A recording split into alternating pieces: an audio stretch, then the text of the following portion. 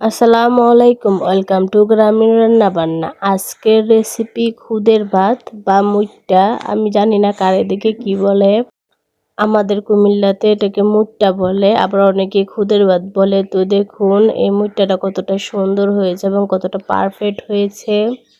চাইলে আপনারাও বানিয়ে ফেলতে পারবেন। শুটকির ভর্তা দিয়ে একদম অস্থির লেভেলের লাগে, আপনারা একবার খেলে এর স্বাদ বলতে পারবেন না। তো চলুন এখন আমরা মূল রেসিপিতে যাই।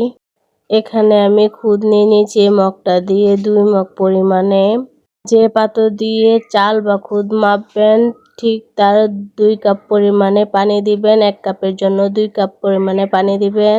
এখানে একটা পাতিল বসিয়ে দিয়েছি, এখানে দিয়ে দিয়েছি পেঁয়াজ কুচি এবং রসুন কুচি, আর দিয়ে দিয়েছি আস্ত কয়েকটা তেজপাতা। দেওয়ার পরে এখানে আমি দিয়ে দিচ্ছি আদা রসুন বাটা। এখানে আমি 2 টেবিল চামচ পরিমাণে আদা রসুন বাটা দিয়ে দিচ্ছি। দিয়ে এখন সবগুলো উপকরণ আমি লাল লাল করে ভেজে নেব।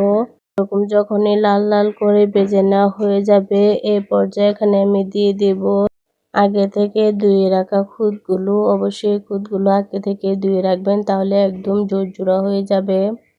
তাহলে আপনাদের বাছতেও সুবিধা হবে এবং সুন্দর করে ভাজা হয়ে যাবে। তো এখানে আমি কয়েক মিনিট সুন্দর করে ভেজে নিব। অবশ্যই আস্তে আস্তে ভেজে নিতে হবে, তাহলে খুদের থেকে অনেক সুন্দর একটা ঘ্রাণ আসবে এবং খুদের ভাতগুলো খেতে অনেকটাই মজা লাগবে। লাল মরিচের ভর্তা, সবজি, গরু মাংস যাই দিয়ে এখানে খুদের ভাত কিন্তু অনেকটাই মজা লাগে।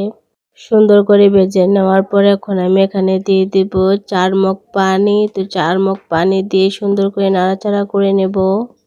আপনারা চাইলে গরম পানিও দিতে পারেন। তো গরম পানি দিলে 2 মগের জন্য 1.5 মগ গরম পানি দিবেন।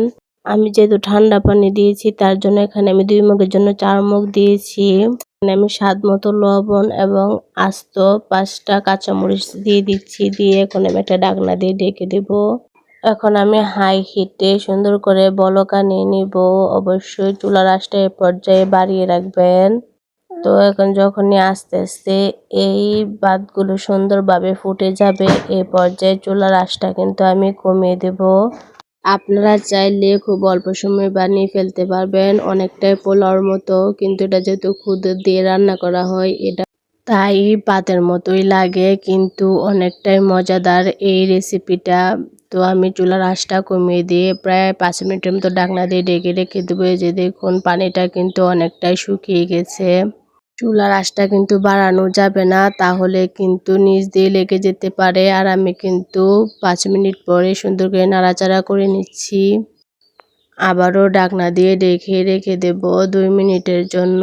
2 মিনিট পর আবারও আমি ঢাকনাটা সুন্দর করে উঠিয়ে নেব। ঢাকনাটা উঠিয়ে নিয়ে আপনাদেরকে যে দেখিয়ে দিচ্ছি, দেখুন একদম কিন্তু সুন্দরভাবে হয়ে গিয়েছে, পারফেক্টভাবে কিন্তু হয়ে গিয়েছে। রান্নাটা করতে কিন্তু বেশি সময় লাগে না, প্রায় 20 মিনিটের মতো হলেই কিন্তু এই রান্নাটা হয়ে যায়। তো এই পর্যায়ে কিন্তু আমি চুলার জালটা নিভিয়ে দেব। নিভিয়ে দিয়ে যে দেখুন আমার রান্নাটা কিন্তু এই পর্যায়ে হয়ে গিয়েছে, আর অনেকটাই কিন্তু ঝরঝরা হয়ে গিয়েছে। তো আমি এই পর্যায়ে উঠে নেব। তো এই যে দেখুন আমার এই মুট্টাটা কতটা সুন্দর হয়েছে। এই খুদের ভাতগুলি ভর্তা দিয়ে খেতে এতটাই মজা লাগে, আপনারা একবার বানিয়ে না খেলে মজা বুঝতে পারবেন না। তো আমি একটা প্লেটের মধ্যে বেড়ে দেখিয়ে দিচ্ছি, দেখুন কতটা সুন্দর হয়েছে এবং কতটা ঝরঝরে হয়েছে। আপনারা বানিয়ে খেয়ে ফেলতে পারবেন। তো যদি আমার ভিডিওগুলো ভালো লেগে থাকে তাহলে সাবস্ক্রাইব করে আমার পাশেই থাকবেন, তাহলে এরকম আরও নতুন নতুন ভিডিও পেয়ে যাবেন। তো ভালো থাকবেন, সুস্থ থাকবেন। আল্লাহ হাফেজ।